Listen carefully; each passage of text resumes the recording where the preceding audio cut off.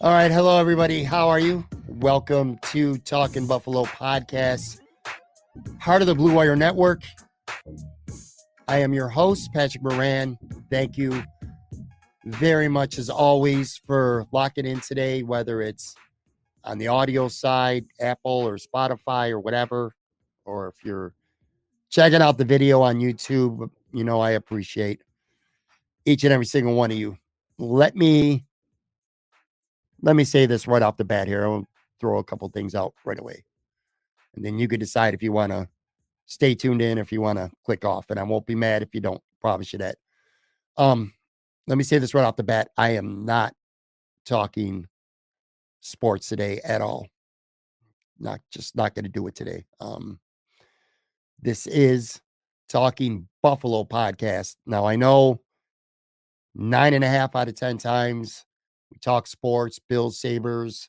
We have fun. I have rotating guests usually.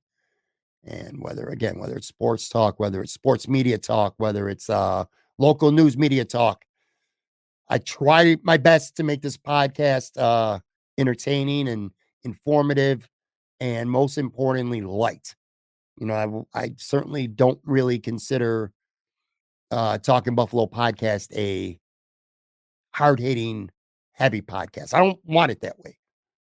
But again, the name, the title, Talking Buffalo podcast, was not an accident.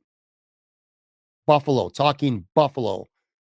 And I can't talk about anything else today except for Buffalo. And that's because, like many of you, and one other thing that I need to preface, I got no notes. I got no thoughts that I've rehearsed. This is going to be raw. This is going to be me talking warts and all. I'm not going to edit shit. And I don't know what I'm going to say, how I'm going to say it, or what I'm going to feel other than heartbreak and frustration, which many of you who are listening and watching are, I'm sure, are feeling the exact same thing right now. So the structure of this podcast is not going to be normal. I pretty much usually have a good idea of where things are going on my own show. Of course I do. That ain't going to be the case today, though. Um, I wasn't planning on doing this, but as Sunday rolled on, and I'm taping this late Sunday night now, as the day rolled on, and I tried really, really hard to, I didn't leave the house. Like I didn't go out and do anything, but like I followed the Micah Hyde charity softball game Sunday afternoon online. Um, Shout out to Trainwreck Sports and many media outlets that put a lot of the stuff out there to follow. The Rochester Amherst game, the Buffalo Bandits game. So there was a lot of stuff going on Sunday, game sevens and sports, a lot of stuff to try to enjoy. And that was my goal. I just couldn't get into anything. And my mind has been 100% on what happened Saturday. And at some point I said, you know what? I turned the lights on, put the camera on, and just shoot with y'all. Just shoot and try to have some conversation or just my thoughts. This is admittedly potentially could come across as a little self-indulgent because I'm talking about my personal thoughts on a tragedy in Buffalo.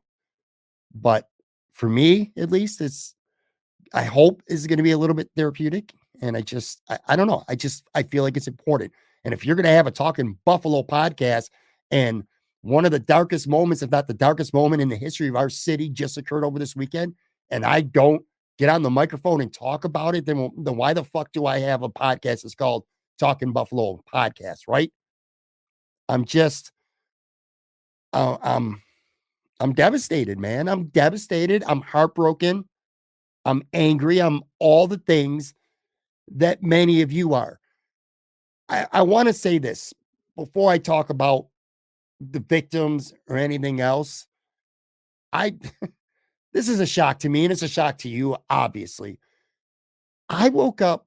Let me tell you how my Saturday went. Well, let's start there. Again, this is raw, unedited, warts and all. So I wake up on Saturday excited, in a really good mood. I'm going to have myself a day. That was the goal. The weather has been gorgeous in Buffalo this whole entire past week, which is awesome. But I really didn't get to enjoy much of it. Monday through Friday, my schedule is packed. I have a full-time job during the day, working from home. So I'm kind of stuck at home. I work 3 nights a week somewhere else, and I do 2 to 3 podcasts a week. And I do this all on Monday through Friday. So my Mondays through Fridays are packed. I live for the weekends, literally. I live for the weekends. I work for the weekend. I live for the weekend. So Saturday, knowing the weather is going to be great, I was very excited to have myself a good day. And I get up early-ish Saturday. I run out to Marshall's, get a couple things that I've been looking to get, do a little bit of grocery shopping, stop at the store, get myself an 18 pack of Bud Light, and I come home. And the plan was two of my closest friends, my cousin Fudge and my good buddy John. They came over to the house around 1-ish, and we sat at the dining room table like we always do, and we have a couple beers. And then we put together a plan. And you know how it is, like when you pretty much go to the same bars all the time. I mean, most of us probably do that. I certainly do. You know, I have 2 or 3 places that I always go to. We wanted to do something different. So we had made a decision that we were going to go downtown on Allen Street and hit up a couple bars. And again, outside drinking or inside drinking didn't really matter, but just having ourselves a fun uh afternoon with some beers. So, and I also, like, I do everything pretty much, which is annoying, to be honest with you. But on social media, I love to document. I try to present myself as living my best life, whatever you want to call it. So when I go out and I do stuff, I like to throw it up on Twitter, man. It's just my life's an open book. That's just how I am. So John, Fudge, and myself, we go to Coulter Bay, downtown on, I think it was on the corner of Allen in Delaware. Anyway, I had never been there before, and I tweeted out a picture. In fact, I'm throwing it up here. If you're watching this episode on YouTube, I got a lot of graphics that I'm going to be, a lot of slides that I'll be putting up. Anyway, I tweeted out a picture. Start the day at Coulter Bay. Um, I don't know quite what time this was, but maybe around 2-ish. And yeah, we had a couple of beers there, and my good buddy Nick met us up there as well. So the 4 of us are there having a couple beers, and decided that our next stop, we would go walk down to Mulligan's Brick Bar. Now, by the way, before that too, Kristen Kimmick, I'm sure many of you, if you're a Bills fan or if you're on social media, especially Twitter, you probably know who Kristen is. Kristen is the president of Mafia Babes. And more importantly to me personally, anyway, she's my friend. And not only is she my friend, but she's also good friends with my cousin Fudge and my buddy John. In fact, she's been friends with them longer than Chris and I have been friends. So anyway, we call her up. She lives right literally on Allen Street, or right off Allen Street, something like that. I'm not going to give away her address, but she meets us up at Brick Bar. She meets us at the corner and we walk in the Brick Bar together. So now there's uh 5 of us and we go to Brick Bar. So I walk in, I tweet a picture of Brick Bar. I say Mulligan's Brick Bar and related. Kimmick is a bully. I was being funny saying that she was being a bully. She wasn't, but whatever. I was just having some fun on Twitter again. And at this time, my goal was, I thought we were going to go to several bars and I was just going to tweet out a bunch of pics. Anyway, one thing I've been practicing of late is when I do stuff, I try to not be on social media as much, because, or like Snapchat and stuff like that, because I feel like it takes away from the fun. Some people I see, they go to bars or they go to concerts or a nice restaurant or something in the park, and they literally spend half of their time on their phone, tweeting out every 2 seconds or taking snaps and videos and stuff like that. I'm like, you're not even enjoying the moment. So, despite the fact that I'm putting up and I'm checking in on social media where I'm at, I'm not really going through Twitter and stuff like that. Now, at some point while we were at Brick Bar, that's when we first found out what was going on. I saw a tweet, multiple people shot, or maybe it was multiple people even dead at Tops. I was like, God damn, holy shit. And I'm being completely honest with you guys. In that moment, I shut down my social media because I didn't. I'm trying to say this the right way without sounding like an asshole. I didn't want anything to ruin the vibe that I had going on. It was a good day, and I didn't know any details. I certainly did not know the severity of what was actually transpiring. Obviously, I did not know that, and neither did any of us out at that time. So again, man, I pretty much after I put out that Mulligan's Brick Bar tweet, that was the last time you heard from me on Twitter, I think for the rest of Saturday, because I got off social media. I didn't watch the news and just focus on having a good time with my friends. So we go to Brick Bar, and then we go to well, not Kristen. Kristen had Mafia Babe stuff to do, and Nick went home. John, Fudge, and myself, we went to a stag that's from somebody that they know. And so that's where we ended up the night. And long story short, I was 3 sheets into the wind by this point. I mean, we were drinking at a couple bars, day drinking, you know how that goes. And then you go to a stag. Shit. I was feeling no pain. Let's just put it that way. And again, I had heard what was going on, and I heard a couple people starting to talk about it, but I really didn't know any kind of like the severity of anything. And plus I was hammered. And by so late Saturday night, go home, got dropped off at home, and you know how that goes. Sleeping within 30 seconds. So I wake up Sunday morning and get my wits together. I pretty much jump right in the shower. That's what I usually do, especially after a night of drinking. Pop a couple aspirin, jump in the shower, 2 pieces of toast, a cup of coffee, and then I come into my home office here and check out the internet like I always do. Read the Buffalo News online. I check out my Twitter, see what's going on. And at least for the first 20 minutes that I was up, I had kind of sort of forgotten about what had happened the day before. Oh, one other thing too.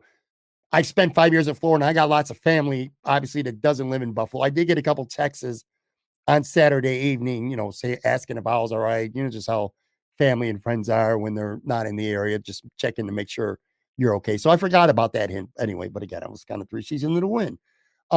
Anyway, I get on my computer on Sunday morning and took maybe 5 to 10 minutes, and I'm just horrified, completely and utterly just fucking devastated and heartbroken. And it's tough, man. It's literally, I mean, I'm not saying this for dramatic effect. Literally, this could be the darkest day in the history of our city. A city that's my hometown, a city where I'm from, a city where I grew up in, a city where I live now, a city that many of you could say the exact same thing. It's just, it's hard to fathom, folks. It's really hard to fathom. I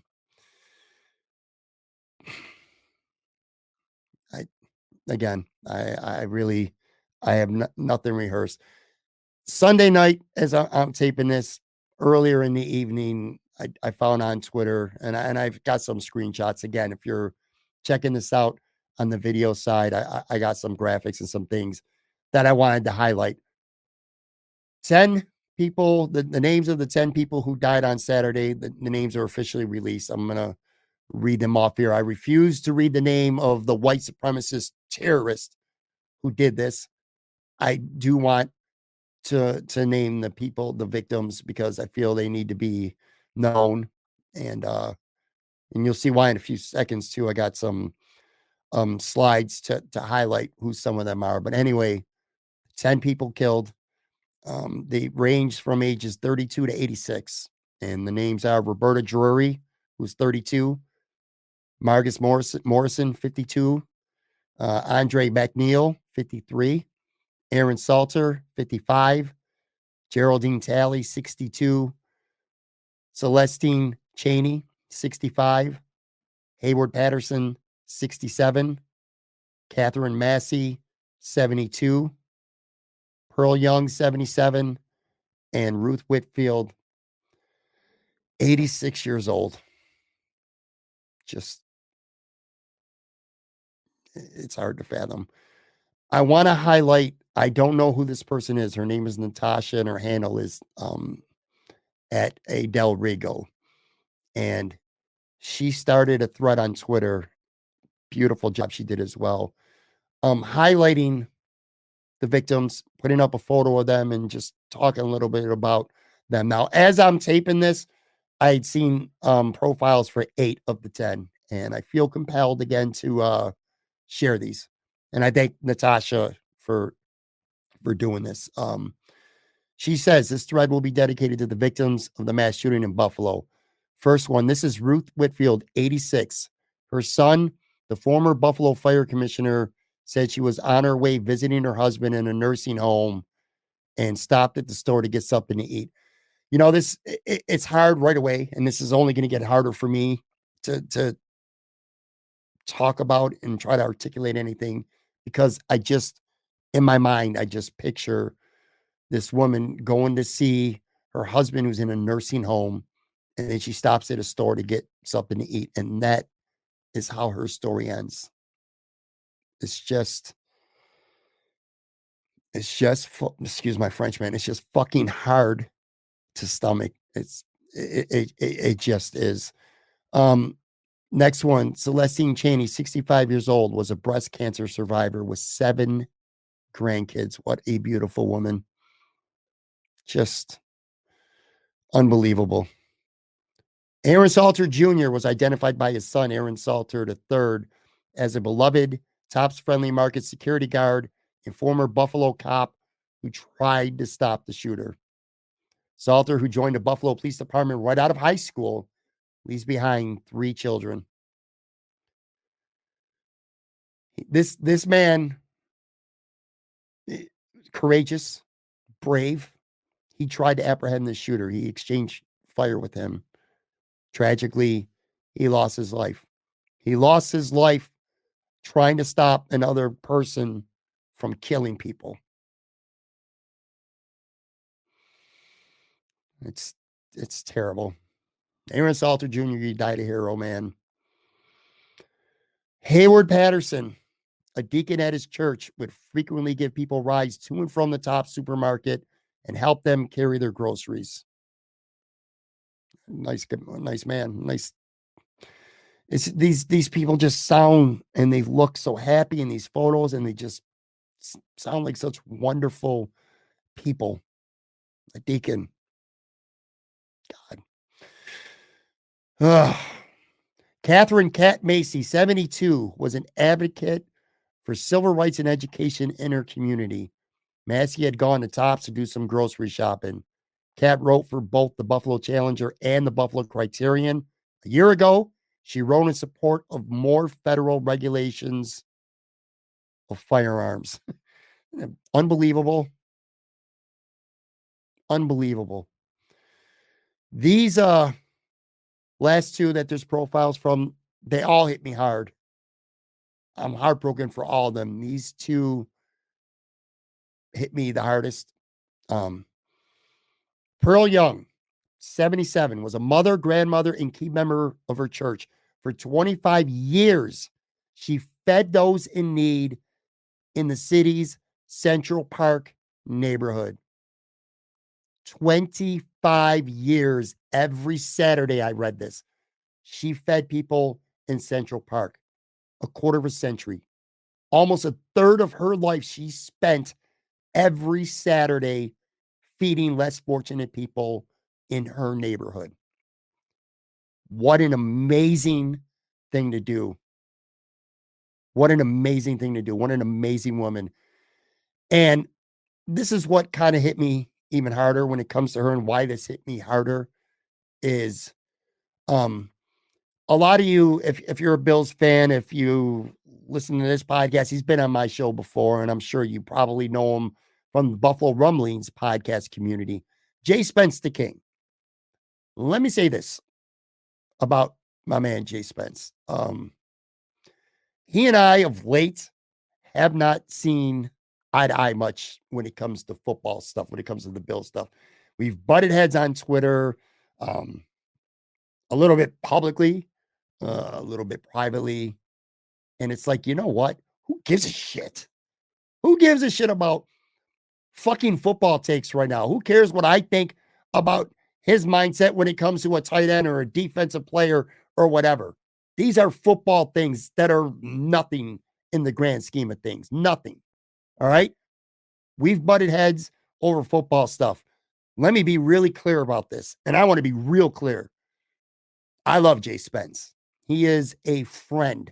He is a good human being. He is a good soul. He's a good person. Again, he's been on my show. I've been on his show. Great person, does a lot of great things. And I did not know. Now, I know Jay Spence from Buffalo, spent a lot of his life in Buffalo. I did not know until he put out a tweet on Sunday that he had any connection to any of these victims. Turns out that he does, to Pearl. And I want to read this tweet. Jay Spence wrote, "Let me tell you about Pearl. She was the most beautiful soul. She was always happy. Every time we were together, she showered me with hugs, loves, and kisses. She danced every chance she got. She loved people, especially kids. She loved God. This is not fair. I'll miss you," with a broken heart symbol. This got me, man. This got me. He tweeted this Saturday. I didn't see it the Sunday. This really hit me. It hit me hard. I look at her picture. What a beautiful woman. Seems so happy, so full of life, so just so much to live for. She did so much good for her community, man. And then I see somebody who that's somebody I consider a friend. Heartbroken. And you know how it is, folks. I'm sure you've been to funerals out of respect for friends or other people, and you don't even know that person. But when you get to that funeral, you're at that service, your heart becomes broken too. For your friend, for your person. And that's how I feel right now for Jay. Obviously, this woman's family and loved ones as well.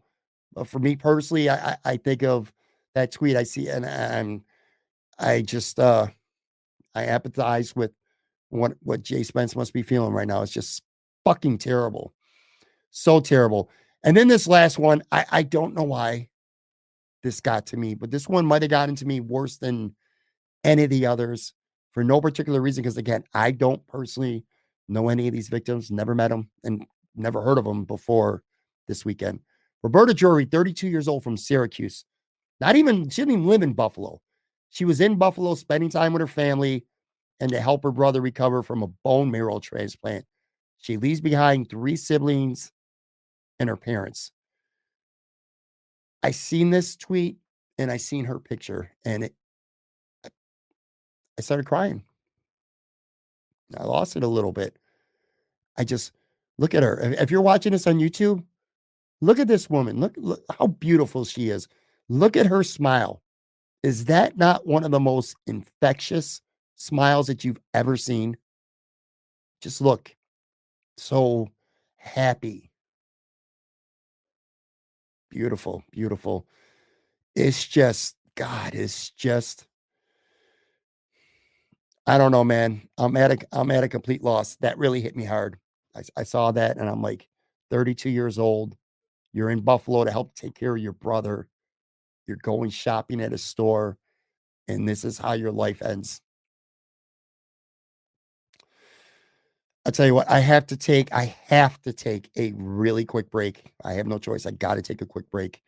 And I'm going to come back, and I got a handful of thoughts about just this whole incident as a whole, and this monster, and just Buffalo racism.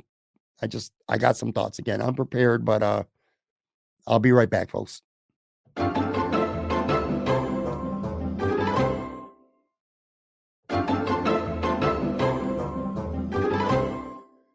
All right, I'm back. Thank you again very much. If you're still sticking around, if you didn't, trust me, I get it. I understand. And the podcast will be back to more normal stuff actually starting tomorrow. But today we're talking about what happened in Buffalo over the weekend. Maybe the darkest day the city has ever seen. It's just everyone continues to remain devastated. I have up on the screen right now a visual. It's from Derek E from the Buffalo News. It's just this man obviously crying uncontrollably, and a female police officer trying to console him. It's just fucking hard, man. it's just hard. Let me say this too, and I have a tweet up. I'm going to read it in a second, but one thing that I think has become a really hot topic conversation every time something like this happens everywhere, it's a point, and it's a point in Buffalo, obviously, because this happened here in Buffalo. Been pointed out, this white supremacist terrorist, and I'm not going to say his name, who did this, drove 3 hours from Broome County to Buffalo to do this. And it's been pointed out that this man is not from this area. He is not part of the community. That is true. And I understand to an extent why a lot of our community leaders, why Mark Poloncarz, why Mayor Byron Brown, why they're repeatedly saying this. Lots of community and political leaders are saying this, and they're hammering home that point that he's not from here. I get it. I understand that. But I want to read a tweet that I wrote because, and I mean this, I said, it deserves to be pointed out and known this white supremacist had nothing to do with this community and was an outsider. That said, for anyone to act or talk like Western New York is grossly infested with racism is ignorance and or being naive at its worst. Acknowledge that, community leaders. Let me say this, folks, all right? I have lived in Buffalo and Western New York, again, for almost all my life, except for 5 years from 2016 to 2021, okay? And I've lived all over. I was born in Buffalo, New York. I was raised on the west side of Buffalo. I lived in North Buffalo. I was born and raised on the west side, okay? I went to Lafayette High School. I played west side Little League football and other various sports. I played hockey at Nativity on the west side, floor hockey. All right? I've been around all different groups of people my whole life. Very diverse. It's just the way we were brought up on the west side back in those days. And I know what it's like to live in the city. That's what I'm trying to hit here. I also know as an adult what it's like to live in the suburbs. I live in West Seneca right now. I've lived in Orchard Park. I've lived in Hamburg. I've lived in other areas. They're not the same. Suburbs are obviously different than the city. I'm not going to apologize, by the way, for living in the suburbs. I live in the suburbs because it's nice. And quite frankly, I live in the suburbs because statistically it's proven it's safer. Anyway, my point is this. I lived in Buffalo. I live in the suburbs. I love this city. Okay. I bust balls a lot about Buffalo. I complain about the weather. I bitch and moan about the weather all the time because I'm just that old grumpy bitchy dude. I get annoyed about the potholes, a lot of the construction stuff, the rising gas prices. I mean, it's like that all over the country, of course. But I mean, New York, you're paying $4.70 a gallon right now. There's lots of things to bitch and moan about, but don't get it twisted, man. I love this city. Okay. I love Buffalo, but don't get it twisted. Don't think that because this guy comes from another part, another county, another part of the state, don't think that there's not an alarming amount of racism in this region, because there is. And I promise you that. I promise you that. We got a lot of work to do, folks. A lot. Not just here, everywhere. But for the purpose of this conversation, we're talking about our backyard here, Buffalo. Yeah, this guy wasn't from around here. And knock on wood, hope to God there's not many people like this monster in this country, in this world. But don't think that this is, don't let these leaders try to sell you on the fact that we live in harmony in Buffalo and an outsider came and brought his hatred and his violence to our community. He did. But don't believe that that there isn't problems in this city, in this community, in this region right now, because there is. There's a lot of racism that still goes on. If you want to turn your head to it, be my guest. I can't stop you from doing that. But it's a problem. Racism is still a problem in 2022 in Buffalo, in Western New York, and anywhere else. And as far as this guy goes, look, another thing that I've been seeing a lot that kind of triggers me is when people say, well, this is how he was taught. This is how his parents must be scumbags. This is how he was raised. He was born this way. He was taught this. Now, that's true. But again, you ain't no child, man. You are 18 years old. You're an adult. I want to pull up a tweet. A friend of mine, where is it? I got to pull up the right tweet here. There it is. Taylor. All right. A friend of mine on Twitter, Taylor, tweeted something, and I'm putting this up because I completely agree. This is what she said. I'm going to read her word for word. I also don't give a fuck about anyone justifying his actions by saying he grew up that way. He was never taught it was wrong. He was 18 years old. He was an adult. You can make clear decisions on what is right and wrong.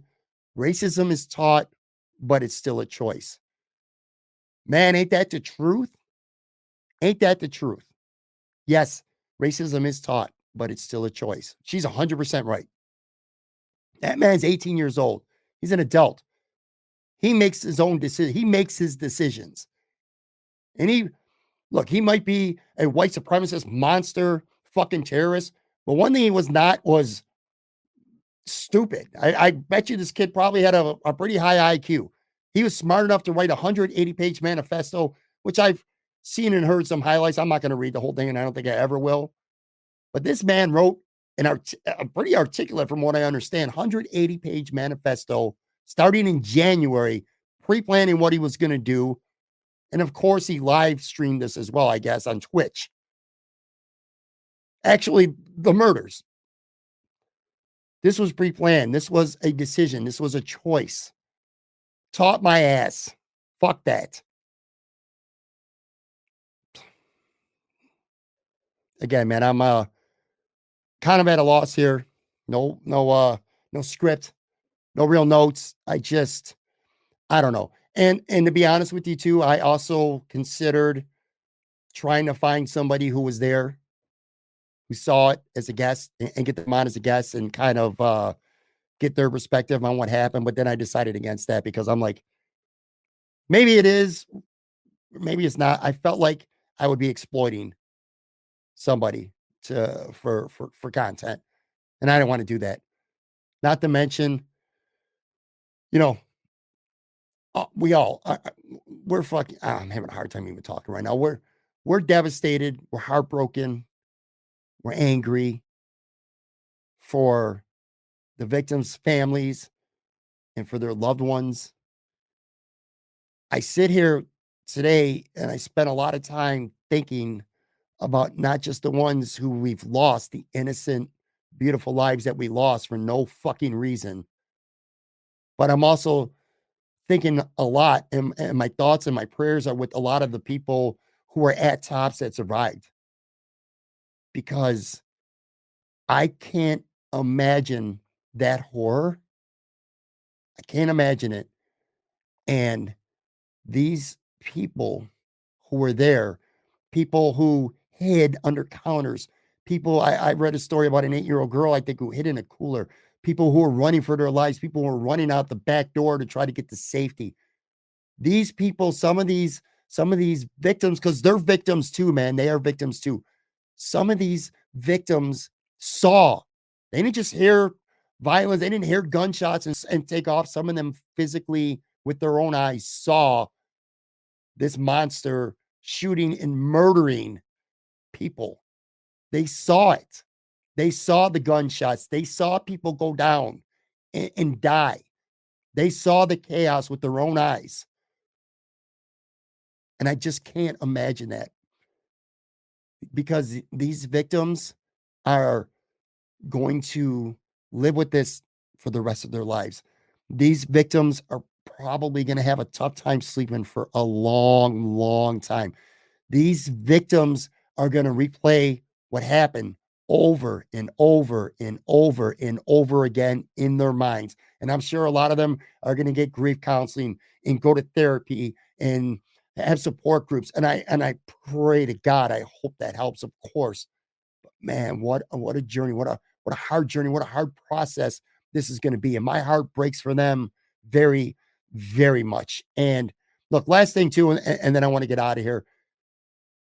I have love in my heart, and I can have empathy, and I'm sad, and I'm heartbroken, I'm crushed, I'm angry, I'm fucking frustrated, all this stuff. The one thing I cannot do and won't try to do is try to relate to any of the victims and their families because I can't. And you know why I can't? Let's be honest about it. I can't because I'm not black. I'm a white man. And I can love and I can feel pain and I can feel heartbreak and I can take action to try to do my end to help, but I'll never be able to relate to what it is like to be a black person living in America, or for the case of this conversation, a black person living in Buffalo and in Western New York, because I'm not black. And if you're not, you can't relate. Don't say you can, because you can't. Don't try to. Again, be there for your brothers and your sisters. Show them love. Do what you can, but don't try to put yourself in shoes that you cannot fill, because you don't know what it's like, man. You don't. My heart's broken, and my condolences go out to the victims, their families, and again, the victims who were there, who have to live with this in their mind visually for years to come, if not forever. It sucks. And tweeting about it is awesome. Posting about it is awesome. Sharing memes and stuff like that is awesome. Take action if you can.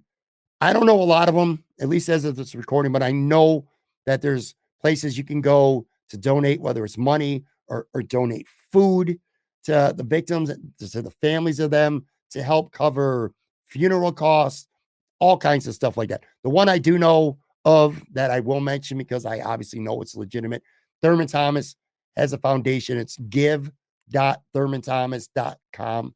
And I seen Patty Thomas early Sunday evening say that they've raised so far upwards of $20,000 already, which is, it's amazing. So do what you can to help. Be a good parent to your children. Teach them as best you can. I mean, we just talked about ultimately our children grow up to become young adults and they make their own decisions, good or bad, but your influence does matter. Make no mistake about that. So work on being a good parent, work on being a good friend, a good person. And I don't have the answers, and neither do you. I don't know how to prevent this from ever happening again. If we had the answers, it wouldn't, because it keeps happening. It happens all over. Just tragically, it came to our backyard, and it's fucking terrible, man. It's just terrible. Anyway, I'm going to get out of here, man. I thank you so much for listening. I truly do. And I apologize, because this isn't what I want my podcast to be about. I just felt I would be doing myself more than anything else a disservice if I didn't have a microphone and a pretty popular podcast and a platform to highlight some of these people and just talk about how I'm feeling right now. And I'm sure a lot of you are feeling some kind of way as well. So thank you. And again, I am sorry. I will be back with regular, normal Talk Buffalo podcast style episodes. In fact, tomorrow, Tuesday, I'm going to have Joe at Buffalo Wins on Twitter. He's going to be on. It's been a while since I've had him on. We're going to talk about Jerry Hughes, and we're going to examine if, now that he's not a Buffalo Bill, if he's worthy of going on the Bills Wall of Fame someday. We'll talk about that. Friday, as always, my man Joe Yurden, Casual Friday, Bills Sabres. We do our starting five draft, lots of fun stuff. So back to normal shows right now. Say a prayer, everybody. Love each other. I'm paraphrasing Jay Spence, my buddy. I always says love and take care of each other at the end of every episode he does. I'm going to reiterate that, man. Love each other, take care of each other, and just prayers for everyone affected by this fucking horrific tragedy, man. I love you all. Talk to you guys soon.